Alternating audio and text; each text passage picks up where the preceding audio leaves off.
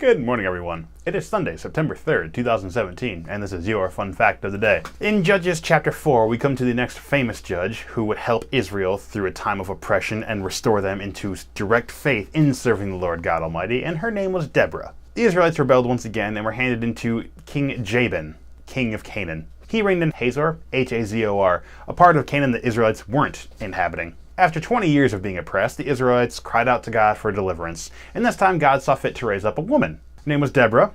Deborah talked to Barak and told him to go to Mount Tabor to fight the Canaanites. Barak wouldn't go unless Deborah went with him, so the credit, when they were together and the victory was had, was all to Deborah. The commander of the Canaanite army was Sisera, and when the battle happened, the Canaanites were obviously losing, as the people had cried out to God. A judge had been appointed. Israelites had God's favor once again, so when they fought, they were successful. When Sisera saw his Canaanite army was being defeated, he ran away. The Israelites pursued, but he actually got away. He fled to the relatively nearby tent of Heber and Jael to hide.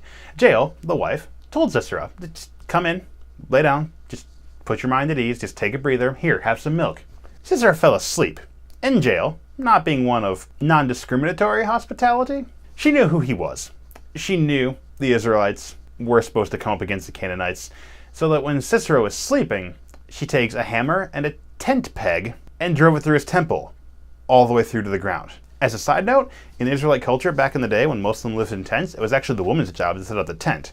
Living in the desert, these tent pegs couldn't be short, they would pull out of the sand too easily. So these tent pegs had to be multiple feet long, and it was the woman's job to pull them up and put them in when it was time to move. So she was good at this, she was very experienced in this, and she deliberately tent pegged this guy through the skull. Barak eventually caught up to the tent, and then when he found Sisera already dead, he was completely fine with it.